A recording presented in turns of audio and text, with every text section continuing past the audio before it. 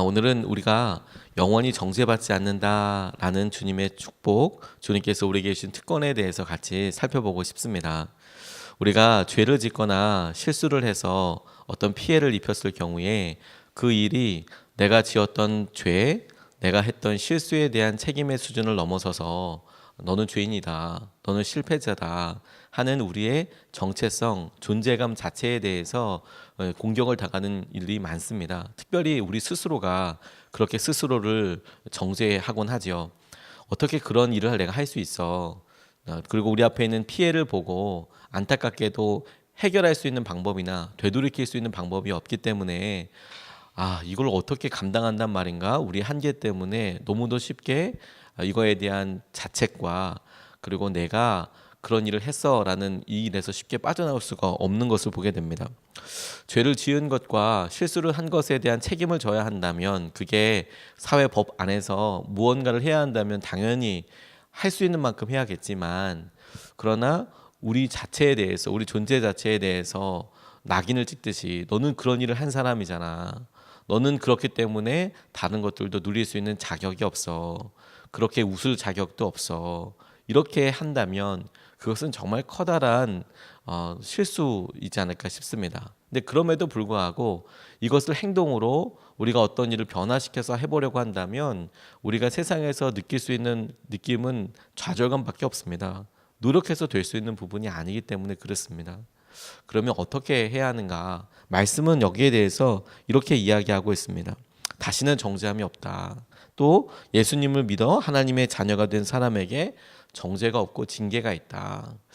우리가 관계 안에서 이것을 다시 한번 점검해 보기를 원하는데 말씀은 이걸 이렇게 이야기하고 있어요. 히브리서 12장 8절 말씀에 징계는 다 받는 것이거늘 너희에게 없으면 사생자요 친아들이 아니니라.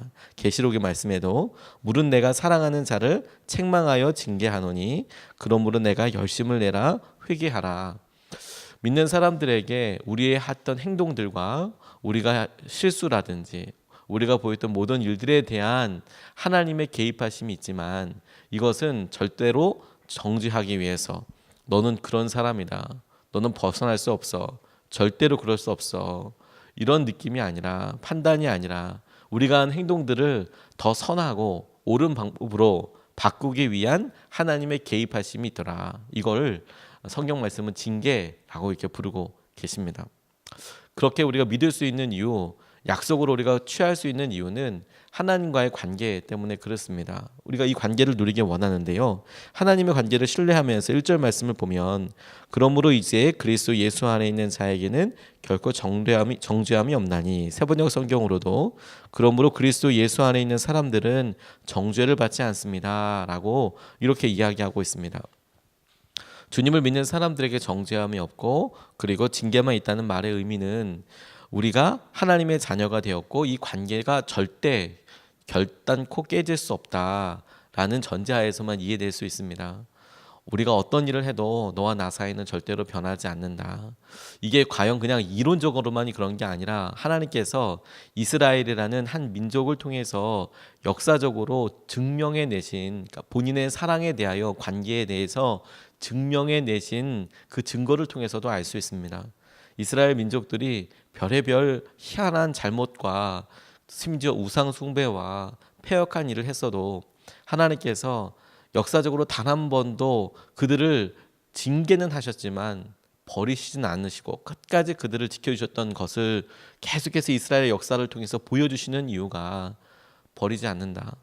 너와 나와의 관계는 끊어지지 않는다. 다만 너의 행동과 너의 그릇됨을 내가 개입해서 고치기를 원한다. 바로 하기를 원한다.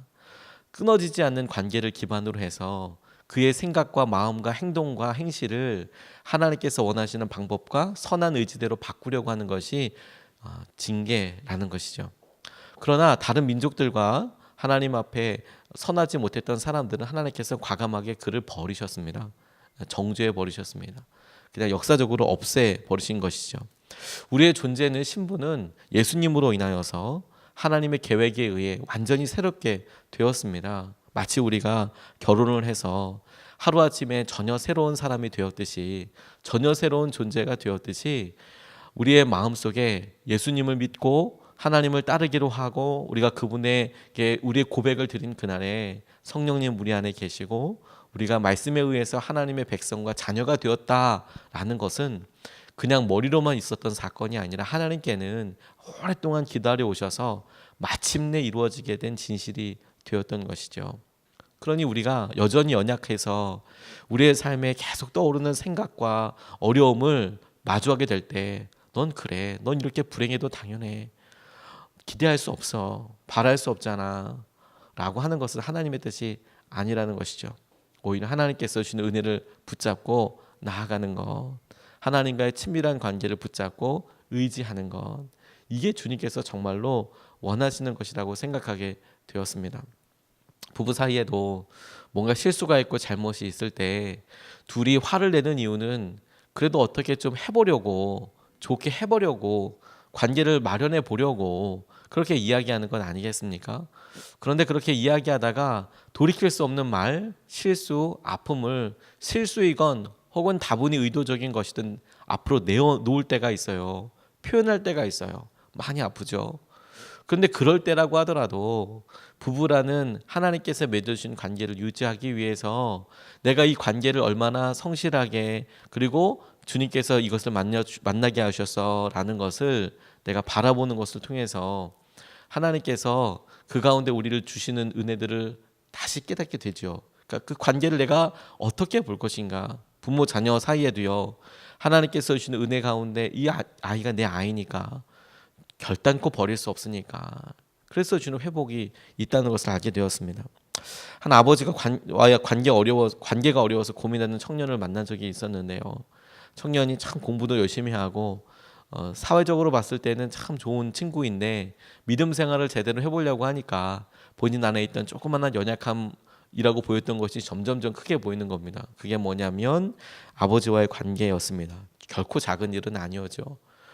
자기가 아버지와 관계에 있었던 여러 생각들, 말들, 그런데 그거로 인하여서 본인이 참을 수가 없다라는 생각을 하게 됐어요. 얘기 들어보니까 청년 말만 들어서는 알 수 없고 그 아이를 보는 부모님의 마음도 있지 않겠습니까? 근데 마침 그 부모님도 같이 이야기를 해보고 그랬더니 뭐 어떤 표현의 방식이지 누가 잘못됐다 이렇게 이야기하기는 쉽지 않아 보이는 상황이었습니다. 뭘 잘못됐다가 아니라 말하는 표현의 방식이나 그걸 받아들이는 방법이나 이걸 한 20년 이상 그렇게 쭉 부모님이 자기에게 표현한 방식들을 계속 듣고 하다 보니까 이걸 사랑한다는 표현이 사랑으로 들리지 않은 그런 상황인 것이죠. 그런데 청년의 때 가장 마음에 여러 힘든 것이 많을 때 그런 일들을 겪게 되고 보게 되지만, 근데 같이 이렇게 그 친구와 신앙생활을 하면서 결국에는 그 시간들을 통과하고 아버지가 본인의 표현으로는 완고하다, 그리고 고집이 있으시다, 권위가 있으시다, 본인의 표현으로는 히틀러 같다, 독재다, 뭐 이런 표현을 하지만 지나고 나서 그 과정을 통과하고 나서 그리고 그 형제가 결혼하게 돼서 행복한 가정을 꾸리게 돼서 그런 모든 과정들을 보니까 잘했다 못했다의 관점이 아니라 그 관계를 얼마나 소중하게 가지고 있나, 그리고 무엇보다도 그 관계에 누릴 것이 충분히 누리게 된 건가, 아버지와의 사랑을 충분히 누리게 된 건가. 많은 사람들은 상처와 행동 자체에 집중해서 부자됨의 관계, 서로 사랑하는 관계 누리지 못하지만 하나님을 믿는 사람들은 오히려 하나님과의 관계에 있어서 우리 연약함이 아니라 오늘도 그 연약함으로에도 불구하고 하나님을 바라보는 것, 하나님과의 관계를 통해서 하나님께서 주신 은혜를 누린다라는 것이죠. 그 은혜를 붙잡게 되시기를 주님의 이름으로 축복합니다. 두 번째로 붙잡게 된 것은 생명의 성령의 법을 따르라 하는 것이죠. 생명의 성령의 법을 쫓으라. 2절 말씀을 보니까 이는 그리스도 예수 안에 있는 생명의 성령의 법이 죄와 사망의 법에서 너를 해방하였음이라. 세번역 성경으로는 그것은 그리스도 예수 안에서 생명을 누리게 하는 성령의 법이 당신을 죄와 사망의 법에서 해방하여 주었기 때문입니다 라는 뜻입니다.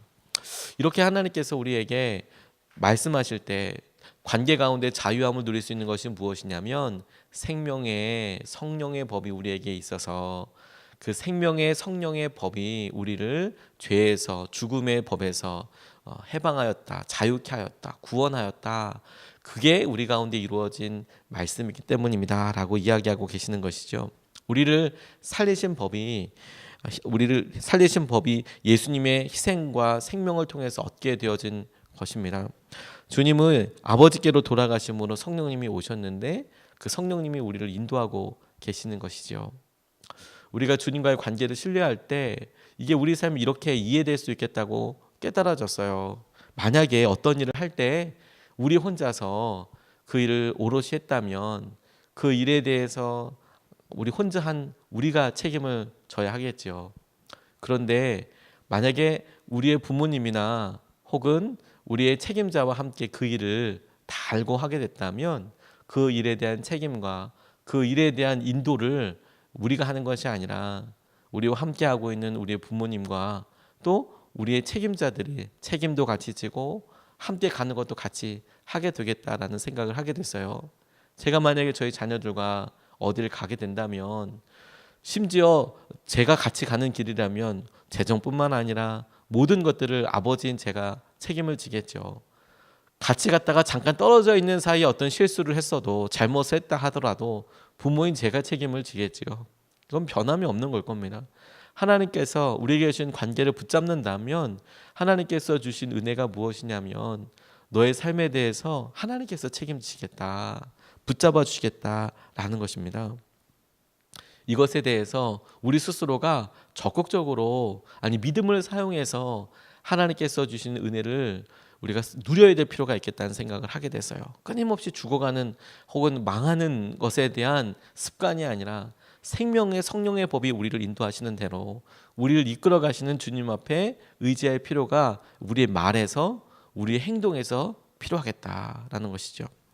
서울 신남성초등학교의 조순재 선생님이라는 분이 선천성 뇌성마비로 태어난 박성준 어린이에게 어느 날 칠판에 산수 문제, 수학 문제 풀어보라고 했답니다. 뇌성마비이다 보니까 자기 몸을 제대로 움직일 수가 없죠. 그래서 나오는 것도 힘들고 불편해 보일 정도로 그렇게 하는데 수학 문제 이렇게 적어놓고 이 아이가 한번 풀어봐라 그랬더니 친구들이 한결같이 싹 다 이야기하더래요. 성준이 못해요. 성준이 그거 못 풀어요. 그렇게 이야기하는데 왜 못해? 너 할 수 있어. 해봐. 네, 그때 성준이를 선생님이 안으셔서 나와서 분필을 손에 쥐어주고 잘 못 쥐니까 손으로 혼자서 그냥 풀어봐라 그랬더니 이 아이가 다른 사람들이 안 될 거라고 생각하는데도 불구하고 그 문제를 풀더라는 거죠. 몸은 좀 불편해서 예쁘게 제대로 쓸 수 있는 건 아니지만 얘가 이 문제를 명확하게 알고 있구나. 그래서 이 문제의 답이 이렇다라고 그걸 정말 힘들게지만 몸이 힘들어서 그런 거지 지력이 모자라는 게 아니라는 것을 알고 사람들이 다 놀란 거죠, 친구들이. 그리고 2학기 반장 선거에 이 아이가 출마하게 됐어요. 그걸 계기로 해서 우리 성준이 할 수 있구나. 근데 얘가 2학기 반장 선거 출마하더니 당시에는 사람들이 많았습니다. 53명이나 이렇게 많았는데 47명이나 되는 표를 얻어서 반장이 됐대요. 근데 그게 시작이었어요. 내가 할 수 있어. 선생님 한 분이 너 할 수 있다. 그리고 실제로 그걸 드러낼 수 있는 기회를 주시고 나서 이 아이가 나중에 동국대학교에도 합격하게 되고 그리고 이 대화 자체가 이 조순재 선생님과 이 박성준 어린이 대화가 이 생명의 대화로 시작되게 된 것이죠. 끊임없이 사단은 우리 자아는 안 된다 이야기합니다. 사업도 안 되고 가정도 안 되고 뭐 다 안 된다고 이야기해요. 그런데 생명의 성령의 법이 있다니까요. 성령님은 우리에게 그렇게 인도하시는 법이 없다니까요. 이 생명의 성령의 법이라고 할 때 이 법을 히라버 혹은 헬라어라고 부르는 그리스어 원어로 보면 노모스라는 단어를 씁니다. 율법, 법률이라는 뜻이에요. 그런데 이 노모스라는 단어를 조금 더 깊이 살펴보면 이 노모스라는 단어가 생기게 된 원인이 있습니다. 그게 뭐냐면 사람들이 밭을 이렇게 읽었습니다. 밭을 읽을 때 그 밭을 처음부터 다시 읽고 하는데 싹 이제 홍수가 오면 예전에는 관계 수로나 이런 게 개발되지 않았기 때문에 홍수나 이런 자연재해가 있으면 이게 싹 없어져요. 그럼 다시 그걸 자기가 얼마만큼 가졌는지를 또 이렇게 재죠. 근데 지금이야 건축술이 있고 뭐 기준을 잡고 그래서 그렇게 하지만 당시에는 그런 게 없었지 않습니까? 정말 감으로 그런 기준들을 잡기 시작했어요. 그런 기준들을 잡을 때 어떻게 기준을 잡을 건가? 뭐 큰 돌 그것도 이동할 수 있지 않습니까? 나무 떠내려갈 수 있잖아요. 하나씩 하나씩 잡기 시작하면서 법이라는 것이 이제 서로 간의 약속이라는 게 만들어지기 시작했어요. 그런 의미에서 계속되는 어떤 습관, 계속되는 어떤 일을 법을 만들어가기 하는 여러 과정들을 노모스라고 불렀거든요. 저는 그 중에서도 우리가 무언가를 계속 하려고 할 때에 하나님께서 우리에게 주시는 새로운 기회가 마치 땅을 싹 다시 흘어버리고 다시 땅을 만들고 하는 그런 법을 만드는 습관, 그게 계속 지속이 되면 그게 우리 가운데 법이 되는 거, 율법이 되는 거, 생명의 성령의 법이라는 것이 우리에게 습관적인 하나님을 의지하고 바라보고 날마다 우리의 땅을 어떻게 기경하는지에 따라서 하나님께서 주시는 은혜의 통로가 돼요. 우리의 생각이 끊임없이 망하는 거, 안 되는 거, 어려운 거, 죽음, 그리고 망할 수밖에 없는 길로 가는 거죠. 그 노모스의 그 율법에, 그 법에 우리가 사로잡히게 되지만 우리는 오늘도 이 새벽부터 하나님을 예배하고 기도하는 이유가 뭐냐면 우리의 생각을 오늘 주님의 성령의 생명의 법으로 갈아엎는 거예요. 그래서 주님께서 주시는 법대로 우리의 삶을 다시 쫙 기경하는 거죠. 어제 자고 다시 일어났으니까 다시 주님의 법대로 기경해서 오늘 살아가는 겁니다. 어떤 불치병에 걸린 분이 계셨대요. 절망에 빠져서 하루하루 죽는 날만 기다리고 있는데 주위에서도 용기를 주기를커녕 이건 뭐 말을 해줄 수가 없는 거죠. 주위에 안 만날라 하고. 근데 어느 날 그가 입원한 병원에 대학을 갓 졸업한 인턴 선생님이 오셨대요. 인턴 선생님은 이제 대학교 갓 졸업하신 분입니다. 대학원 이제 좀 갓 졸업하시고 의사고시 보시고 오신 분들 인턴이라 하거든요. 그러니까 좀 전문화 과정을 하면 레지던트가 되는데 인턴은 정말 어떤 의사 세계에 있어서는 가장 어린 새끼 의사, 가장 새끼손가락 의사라고 해야 될까요? 견습의 배우는 사람. 근데 그 사람이 와서 이야기하는데 그 불치병 걸린 사람은 유난히 지극정성으로 이렇게 섬기고 이런저런 이야기를 하더랍니다. 그런데 몇 달 후에 그 환자가 얼굴색이 변하기 시작한 거예요. 얼굴 색깔이 불치병에 걸려서 죽을 거라 생각했는데 병원에서 다시 정밀 검사를 했답니다. 그런데 완전히 불치병이 완치됐대요. 너무 놀라서 의학계에서 깜짝 놀랄 만한 일이어서 원인 조사를 하다 보니까 아무리 원인 조사를 해도 특별한 이유가 없더라는 거예요. 왜 나았는지를 모르겠다는 거죠. 그래서 물어봤대요. 그 사람한테 도대체 왜 나은 거냐고. 병원에서 계속 하다 보니까 병원이라는 곳은 아주 사소한 것, 먹는 것, 음식까지도 영양사 선생님들이 칼로리부터 시작해서 메뉴나 이런 것들을 다 계산해서 병원은 다 그렇게 계산해서 그분에게 건강에 좋도록 다 이렇게 계획해서 하는 곳이지 않습니까? 먹는 거, 약, 자는 거, 뭐 이런 거 다 계산해서 하는데 이유가 전혀 없어서 물어봤대요. 아무리 살펴봐도 모르겠다고. 그랬더니 이 환자가 밝게 웃으면서 이야기하기를 저도 포기하려고 했는데 매일 아침 그 인턴 선생님이 오셔서 이렇게 말하더라는 거예요. 자기한테 와서. 자기의 병에 대해서 알기는 할까 싶은 이 견습이 인턴 선생님이 오셔서 뭐라고 말했냐면 선생님 이 병을 최초로 이겨낸 사람이 되지 않으시겠습니까? 이렇게 말하더라는 거죠. 선생님이 이 병을 이겨낸 최초의 사람이 되지 않겠습니까? 날마다 그렇게 이야기하는데 처음에는 뭐 하는 건가 싶지만 아니 아침마다 올 때마다 이 사람의 선생님이 이 병을 이 한계를 넘어선 최초의 사람이 되고 싶지 않냐고.